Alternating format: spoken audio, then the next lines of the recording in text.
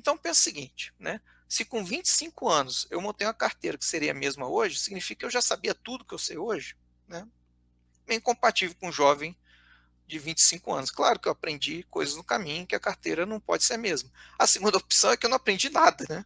Então a carteira seria a mesma porque eu não aprendi nada. Então, é óbvio, minha carteira hoje seria muito diferente. Como é que eu faria a minha carteira? E aqui a parte polêmica aqui, né? O Dani já falou que vai arrancar os cabelos, né? O Bernardo prometeu me dar tiro na esquina, mas vamos lá. Então é o seguinte, eu particularmente montaria minha carteira se fosse jovem hoje, eu teria entre fundo de papel de 50% até 100% da carteira, né? Maluquice é essa. E fundo de tijolo no máximo 50% da minha carteira. E FOF 20%, basicamente nas épocas de crise, né? Por que essa divisão, né? Então, assim, se eu fosse jovem, com 25 anos, a gente nunca sabe como uma crise vem, mas o que é certo é que elas virão. Então, com 25 anos, provavelmente até você se aposentar, você vai pegar aí umas 5 crises.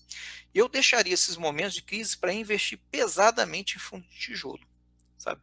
O FOF, ele tende a ser muito mais estável, a variação. Se a renda dele varia muito, por outro lado, o valor dele em relação ao valor patrimonial varia muito menos que um fundo de tijolo. Pegue os gráficos lá, fundo de tijolo contra fundo de papel.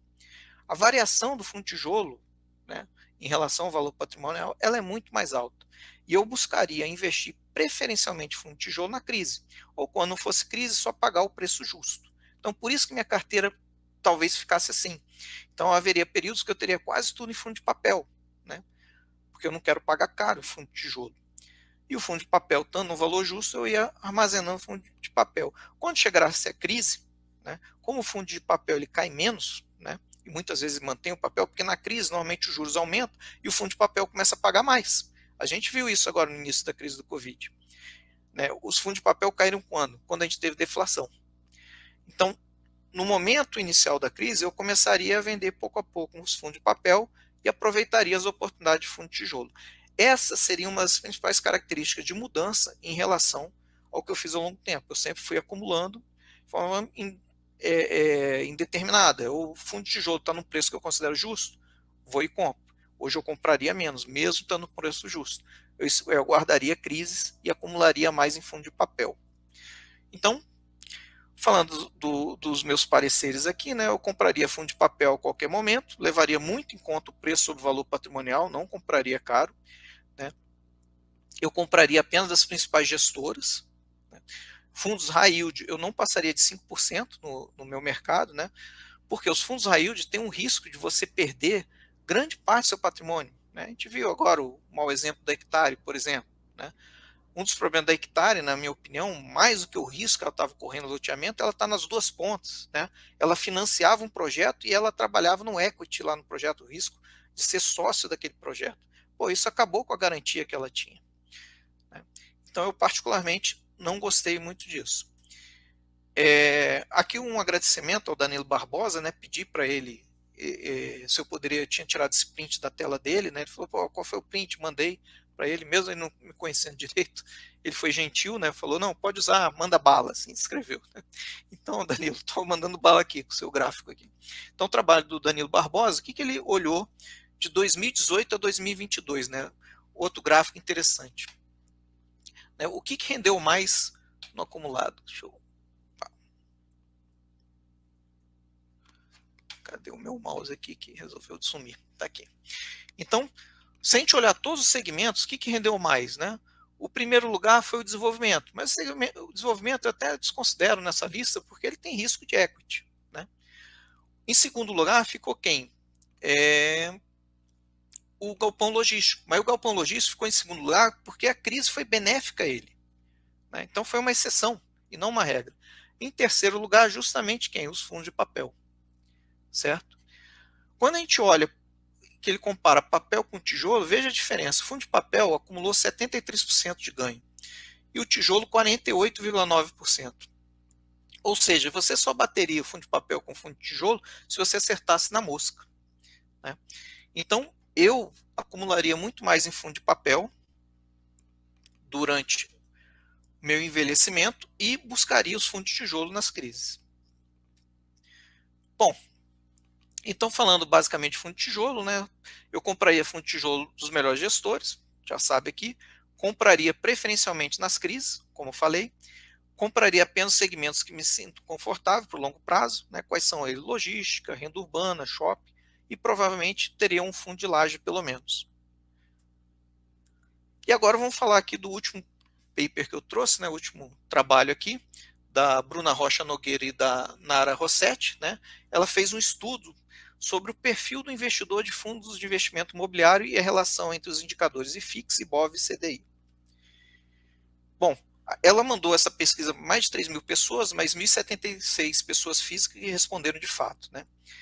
Então, ela buscou qual é o perfil do investidor de fundo imobiliário. Então, ela verificou que o perfil é investidor tem um perfil moderado, na média, então ele aceita correr esse risco de fundo imobiliário, ele é focado no longo prazo, interessante isso, mas nem sempre experiente. Então, olha esse detalhe aqui. As qualidades buscadas pelo investidor na ordem de importância, eles colocaram em primeiro lugar segurança e tranquilidade, veja, em primeiro lugar, e depois rentabilidade e diversificação, respectivamente. Então, 4 qualidades muito importantes, mas segurança e tranquilidade no primeiro momento. Fundo imobiliário é tão tranquilo assim no longo prazo? Né? 93% se dizem cientes do risco, mas será que estão mesmo? Né? Então, destaco aqui um trecho do trabalho deles. Né? Um ponto é chamativo no que tange ao perfil do investidor: a falta de conhecimento de propriedade sobre os fundos imobiliários na hora de investir. Essa característica se dá pelo fato de que investidor no Brasil não faz parte da cultura. Então, veja, a gente não tem cultura de investidor, as pessoas se dizem com falta de conhecimento, né? Então, eles realmente têm ciência daquele risco que foi detectado no questionário? Essa é a minha pergunta. Continuando aqui, né? Por outro lado, tem se aumentado no Brasil, né, o interesse por fundos imobiliários. Né? O assunto é cada vez mais discutido e levado à pauta, o que então justifica a falta de propriedade de grande parte dos investidores que tendem a ter mais conhecimento nesse cenário.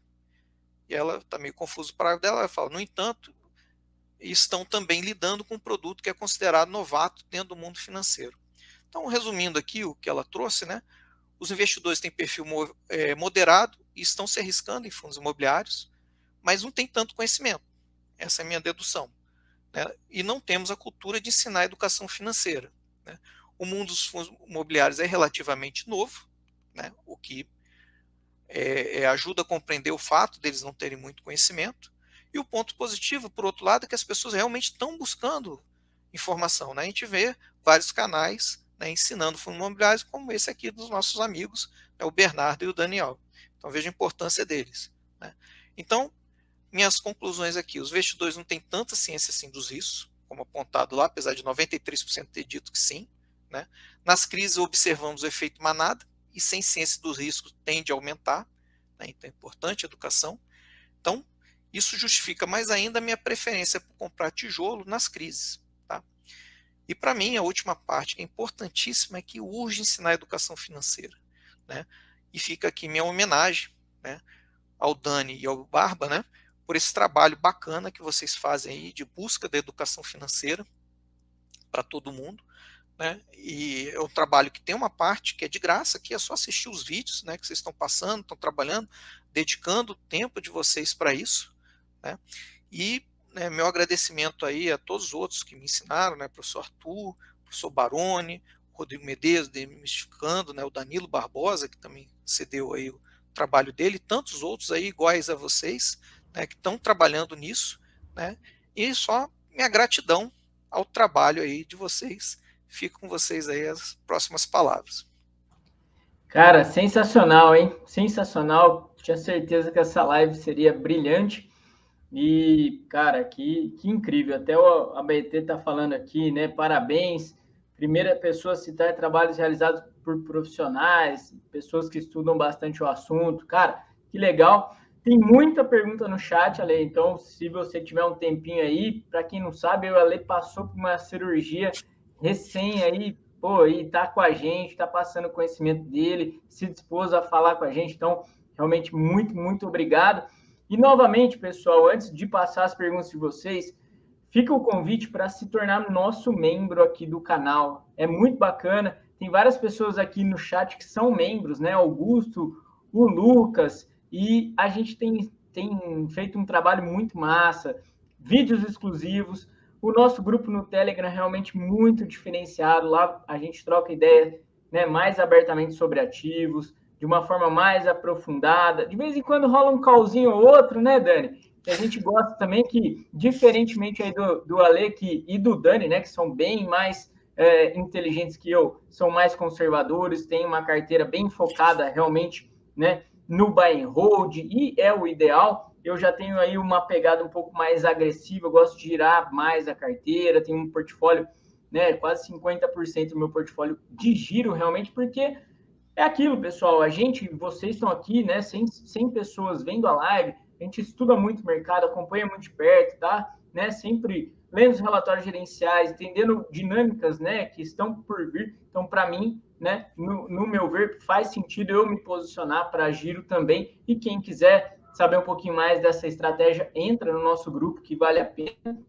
E quem quiser também conhecer aí a carteira do Dani, né, que ele está ali lotado de HGLG, também vai poder estar lá no nosso grupo de membros, recebendo esse conteúdo. Ele fez aí um vídeo muito legal, que inclusive eu vi hoje e falei, caramba, o Dani é muito mais inteligente que eu mesmo, então é incrível.